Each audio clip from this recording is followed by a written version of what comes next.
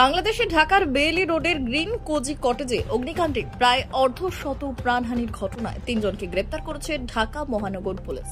গ্রেপ্তারকৃত ব্যক্তিরা হলেন ভবনটির নিচে তলার চা কফির দোকান চুমুকের 2 মালিক আনোয়ারুল হক ও সাফিকুর রহমান রিমান এবং বিরিয়ানি রেস্তোরাঁ কাচ্চি ভাইয়ের বেইলি রোডের শাখার ম্যানেজার জৈনুদ্দিন জিসান।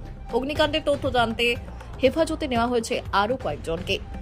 এই ঘটনায় অবহেলাজনিত হত্যার অভিযোগে পুলিশ বাদী হয়ে রমনা থানায় মামলা দায়ের করেছে, মামলা নম্বর 01। তবে মামলায় কোনো সংখ্যা উল্লেখ করা হয়নি। মামলায় অবহেলাজনিত হত্যাকাণ্ড সহ আরও কিছু আইনের ধারা উল্লেখ রয়েছে। মামলাটি তদন্ত করছে রমনা থানার পরিদর্শক আবু আনসার। এইসব তথ্য জানিয়েছে ডিএমপির অতিরিক্ত কমিশনার ডক্টর খ মাহিদুদ্দিন।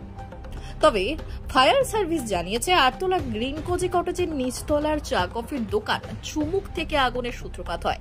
তারা স্থানীয়দের কাছ থেকে সংগৃহীত একটি ভিডিওকে তদন্তের বড় আলামত হিসেবে দেখছে।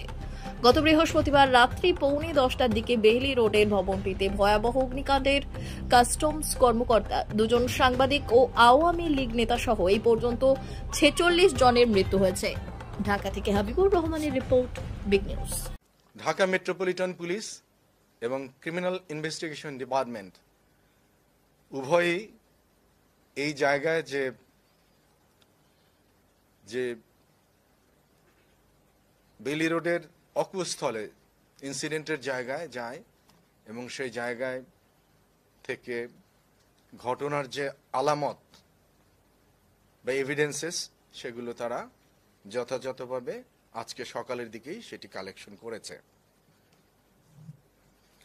গতকালকে ঘটনার পরপরই পুলিশ কমিশনার মহোদয় ছিলেন, আমরা সকল লেভেলের অফিসাররা সেখানে ছিলাম এবং ইন্সপেক্টর জেনারেল মহোদয় তিনিও বেইলি রোডে ছিলেন। তারপরে পুলিশ হাসপাতাল, burn unit, Dhaka medical college হাসপাতাল সব জায়গায় ছিলেন এবং যতটা সম্ভব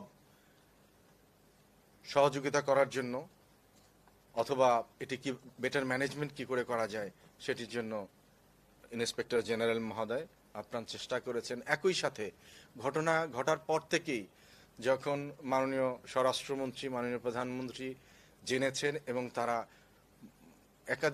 বারবার তারা খোঁজ নিচ্ছিলেন, ইন্সপেক্টর জেনারেল মহোদয়, কমিশনার মহোদয় তাদেরকে অবগত করছিলেন এবং তারা উৎকণ্ঠায় ছিলেন এবং তাদের নির্দেশনা আমাদেরকে দিয়েছে আমরা যাতে এটি আন্তরিকতার সহিত দ্রুত যত তাড়াতাড়ি সম্ভব এটিকে আমাদের নিয়ন্ত্রণে নিতে পারি।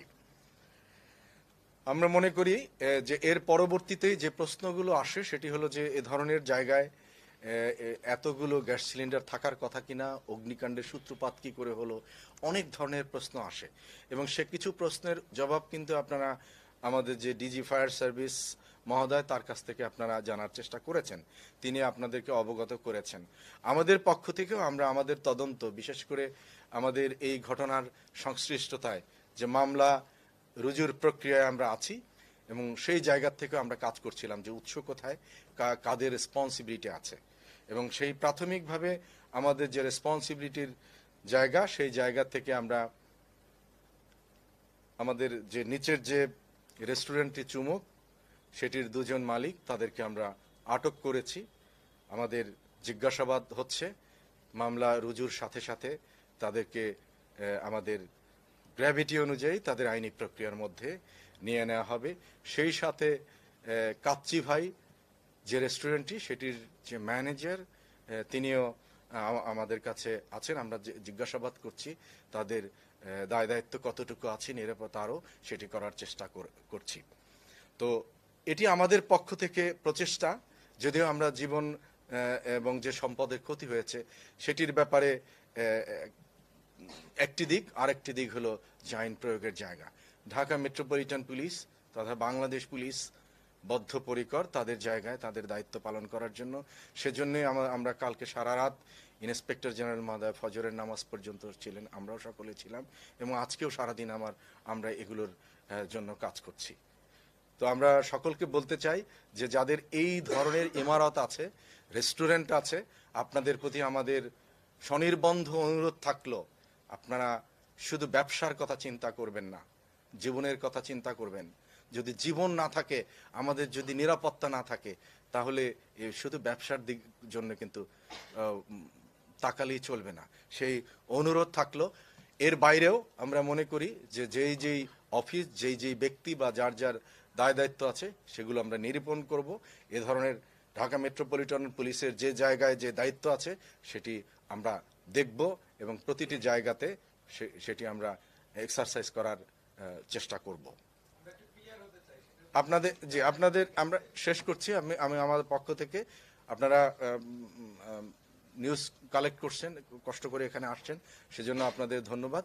আপনাদের যদি কোনো জিজ্ঞাসা থাকে, কোনো ক্লারিফিকেশন প্রয়োজন হয়, আপনারা জিজ্ঞাসা করতে পারেন, আমি বলার চেষ্টা করব।